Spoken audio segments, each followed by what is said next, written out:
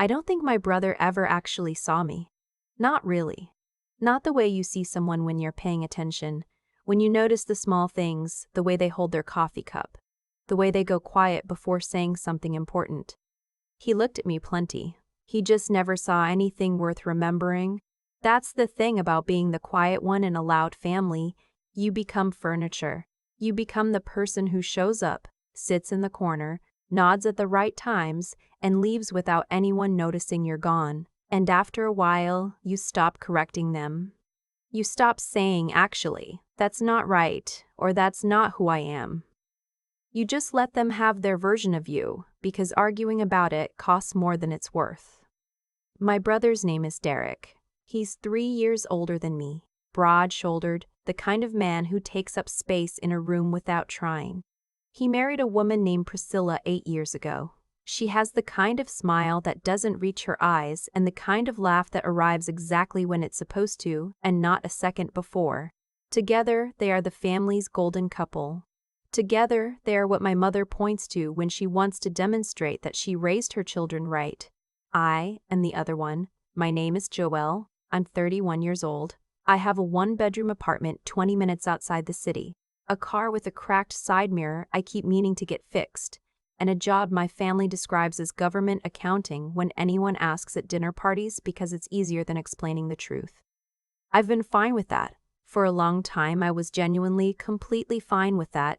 The trouble started, as trouble in my family always does, at a celebration.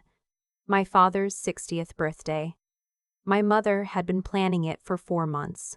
She'd rented the back room of a restaurant called Hargrove's, the kind of place with cloth napkins and a bread basket that arrives without asking. She'd made a slideshow. She'd ordered a cake with a photograph on it. She'd sent actual paper invitations, which in our family means something, because she only does that when she wants people to take a night seriously. I took it seriously. I drove 2 hours to get there. I bought a dress I couldn't really afford and had it dry cleaned, because the last time I wore something wrinkled to a family event, my mother mentioned it for approximately 11 months. I showed up on time, which in my family means I showed up 20 minutes early, which means I helped set out the little name cards and fixed the flower arrangement that was leaning to one side and poured water into glasses while my mother stood back and said yes, like that. Perfect in the tone she uses when she actually means you were useful tonight. Derek and Priscilla arrived 40 minutes late. They arrived the way they always arrive, loudly, warmly, filling the room immediately, my father's face lighting up in a way it genuinely does not do for me, and I made peace with that years ago. Priscilla was wearing something that cost more than my rent.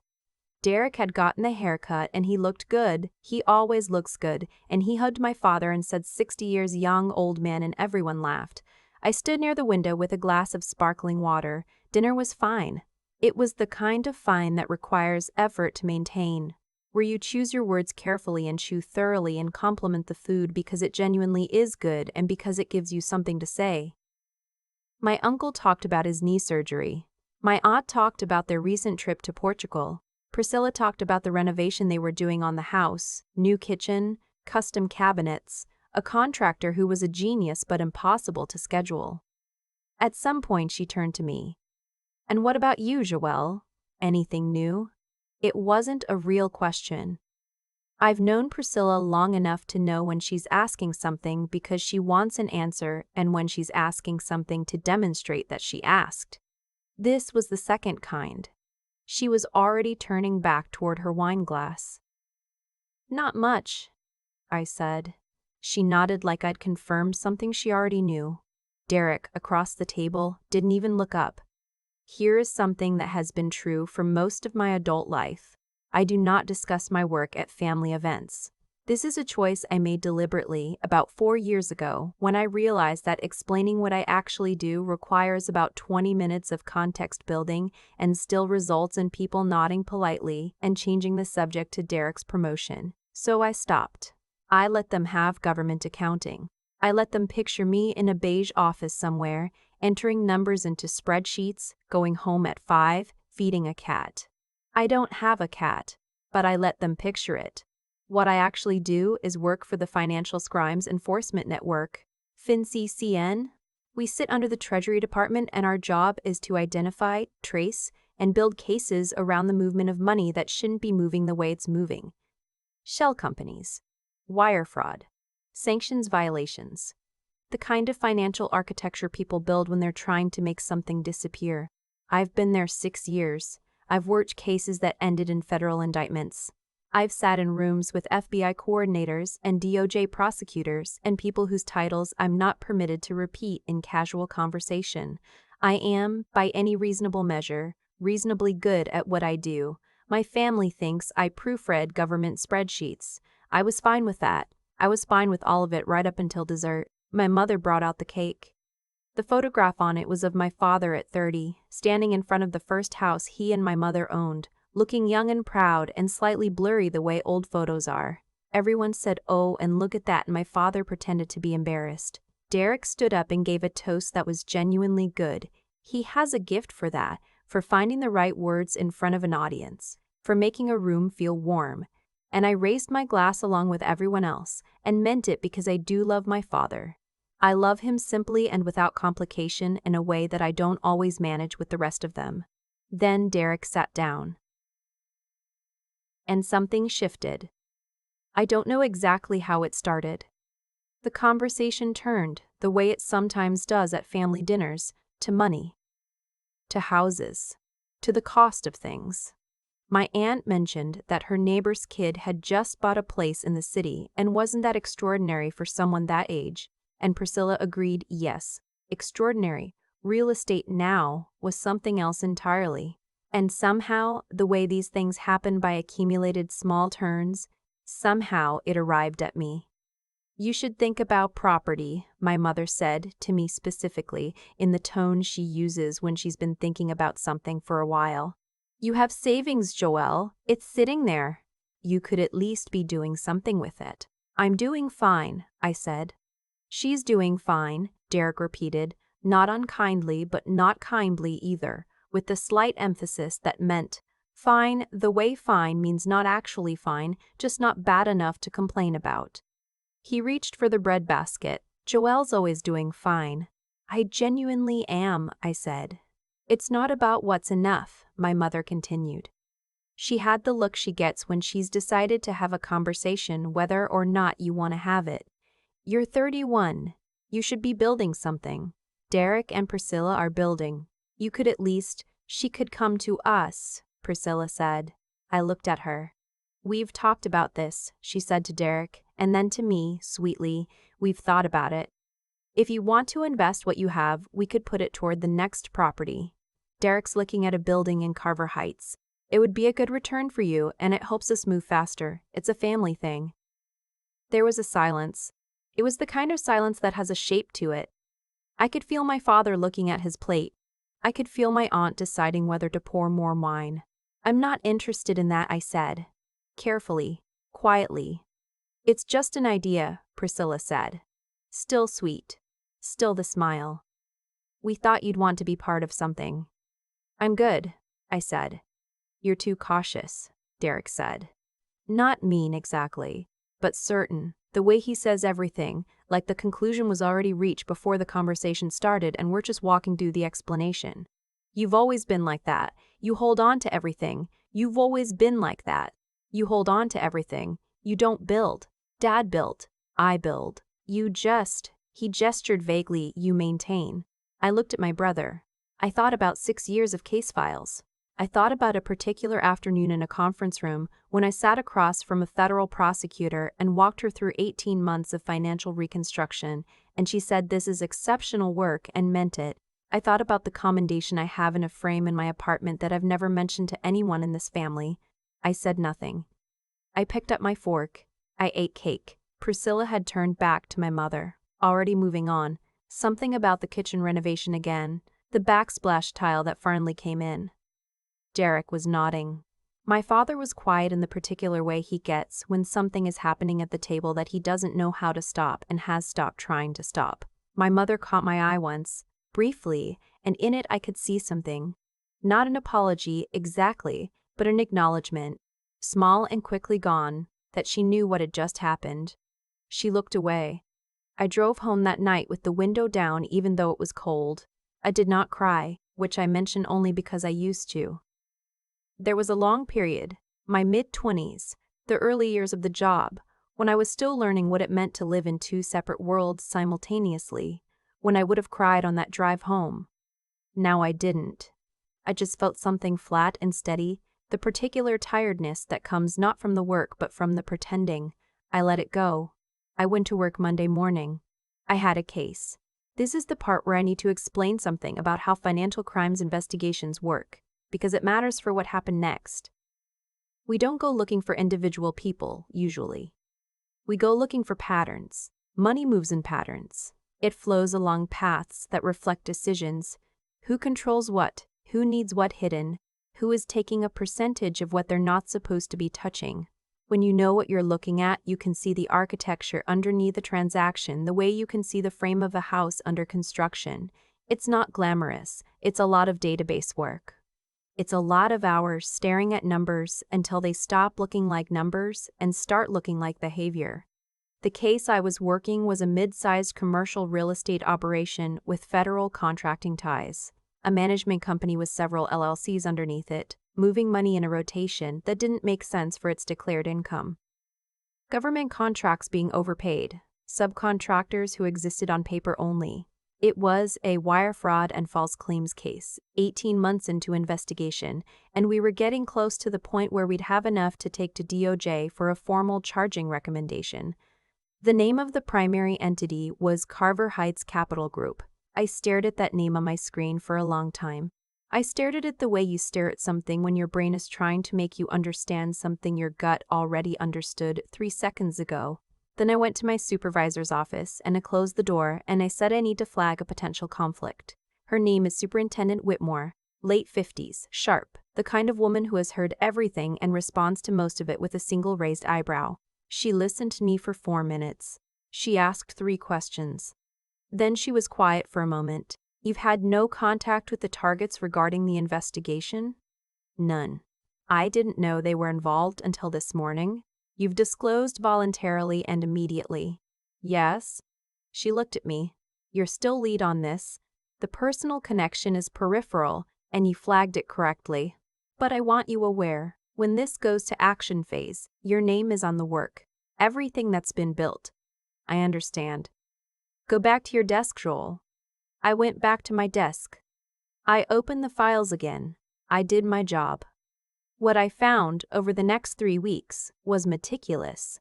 Carver Heights Capital Group was a collection vehicle. Money moved in from the government contracts, inflated by between 30 and 40% on documented projects, and moved out through a series of transfers that cycled through 2 different LLCs before landing in personal accounts. The principals were 2 men, one a licensed contractor named Edmund Voss, and the other a financial manager who had incorporated the holding entity. The financial manager's name on the documentation was Derek A. Farwell. My brother. I want to be precise about what I felt when I confirmed that, because I think imprecision would be dishonest. I didn't feel shocked. I had been in this work long enough that shock had largely given way to a kind of heavy recognition, the feeling of a thing you'd been half expecting without knowing you were expecting it. I felt something more like grief, actually, small and contained and real. I documented everything. I handed the conflict disclosure paperwork to Superintendent Whitmore with the updated information. She removed me from lead and placed a colleague, Agent Brandt, 10 years on financial crimes, meticulous, in primary position. I remained a resource. My prior work product stood. You did the right thing, Whitmore said. I know, I said. The weeks that followed were the strangest of my professional life. I went to work. I answered questions when Brandt needed context on the earlier analysis.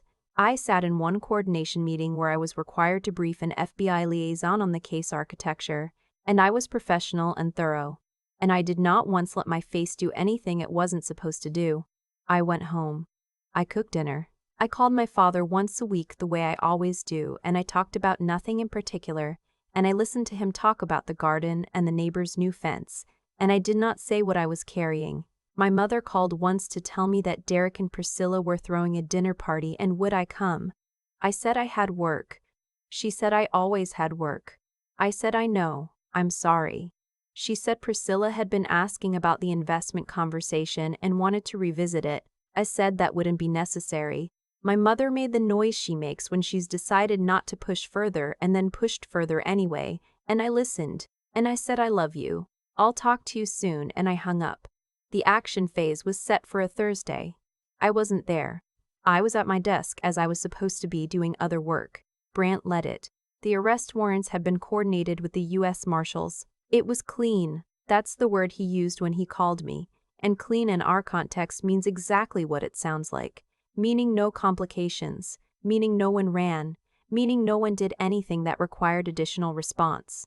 Derek and Edmund Voss were taken into federal custody at 9:14 in the morning. Priscilla was not charged initially but was identified as a subject of ongoing review. I went to lunch that day. I ate a sandwich at a place near the office that I like because it's quiet and the people who work there don't try to make conversation. I thought about my brother at 30, driving me to school the one time my mother had an early appointment and couldn't do it. The radio had been on. He'd let me pick the station. I had been 12, and I had thought he was the coolest person I knew. I thought about that. Then I finished my sandwich. Then I went back to work. The complication arrived 6 weeks later. There is a quarterly joint conference hosted by our office in coordination with several other agencies, Treasury, FBI Financial Crimes Division, a DOJ unit that handles complex fraud. It's not a public event, but it's not classified either. It's the kind of gathering where people who work adjacent cases compare notes, update on ongoing matters, occasionally recognize each other from previous investigations. About 80 people in a hotel ballroom with decent coffee and name badges. I had attended every year since my 3rd year at FinCN. This year, Superintendent Whitmore asked me to present the Carver Heights case architecture. Not the live case, the structure of it, the methodologies, as a teaching example for newer agents. The charges had been filed. The case was now public record. It was appropriate, I agreed. I prepared the presentation for 2 weeks. It was the most thorough thing I had ever made in my professional life. Because I had built this case, most of it, and I knew it the way you know something you've lived inside of, and I wanted the work to be seen clearly. The morning of the conference, my mother called. "I thought you should know," she said, and her voice had the particular quality it gets when she's telling me something she believes I will have a reaction to and is bracing herself for the reaction. "Derek is being arraigned today. The preliminary hearing," Priscilla said. "I know," I said. A pause. "You knew?" "Yes." She was quiet for a moment. "Joelle, how long have you—" "Mom, I have to go. I'm presenting at a conference today. I'll call you this weekend, I promise." I hung up. I smoothed my jacket. I picked up my bag. I walked out. The conference was at the Meridian Hotel, 12 minutes from my office. I arrived early because I always arrive early. I signed in. I drank coffee that was, as promised, decent. I spoke briefly with a colleague from the FBI liaison office whom I'd worked with on 2 previous matters.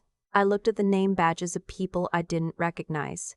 I was standing near the window, reviewing my notes on my phone, when I heard Priscilla's voice. I heard it before I understood what I was hearing. It's a distinctive voice, that particular combination of warmth and precision, pitched to carry without seeming like it's trying to carry. For a half second I thought I had imagined it, because the brain does that when it encounters the impossible in an ordinary place. Then I looked up. She was standing near the registration desk. She was with a man I didn't recognize. Older, suit, the bearing of someone senior, and she was explaining something to him with her hands. She looked polished. She looked from 15 feet away exactly like she always looks. Then she saw me. The thing about seeing someone recognize you when they weren't expecting to is that you see the whole sequence of it in real time. The initial non-recognition, the slight recalibration, the moment of genuine understanding, and then, in Priscilla's case, something I had never seen on her face before. Fear. Actual, uncurated, unmanaged fear. I held her gaze for exactly 2 seconds.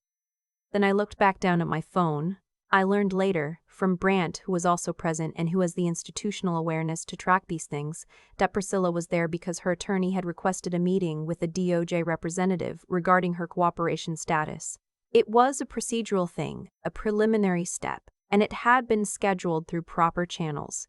It was completely legitimate. She was not violating any terms. She was there doing what people do when they're trying to reduce their exposure. She was in that building because the case I built had put her there. I did my presentation at 2 o'clock. 80 people in a ballroom.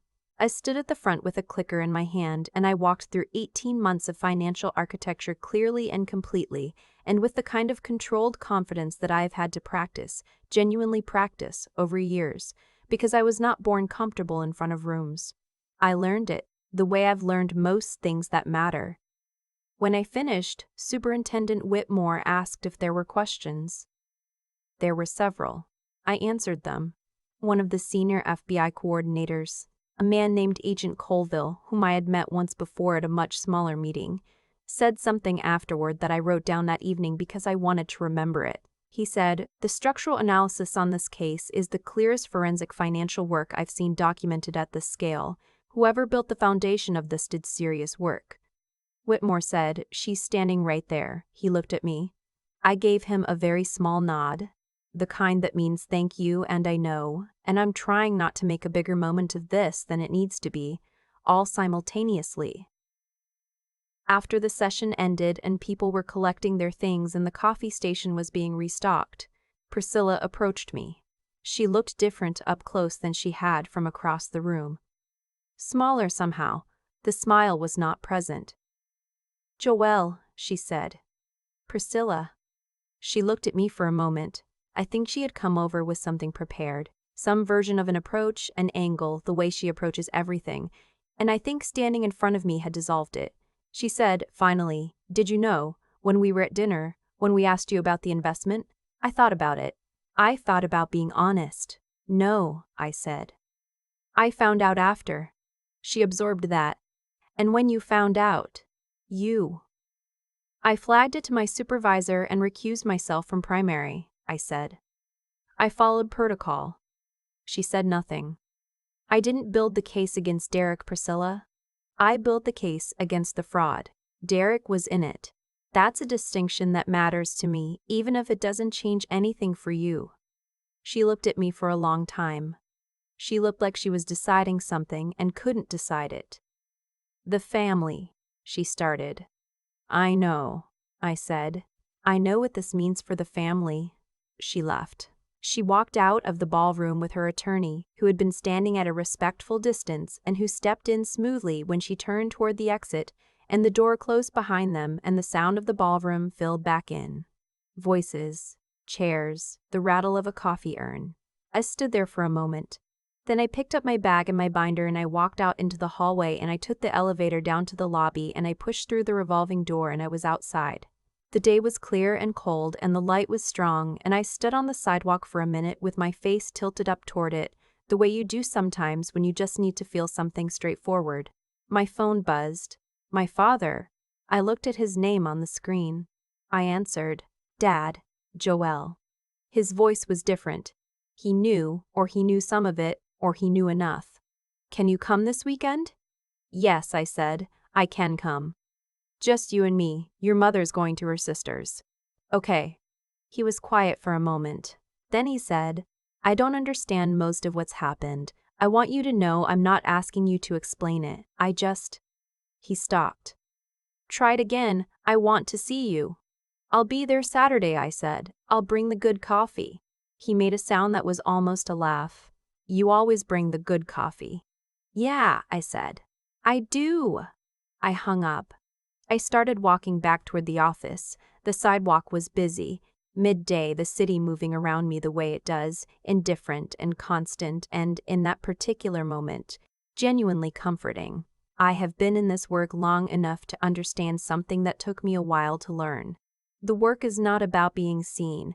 It's not about the moment when the room learns who you are, or the afternoon when someone says she built that. Those things happen sometimes, and they're good when they do, but they're not the point.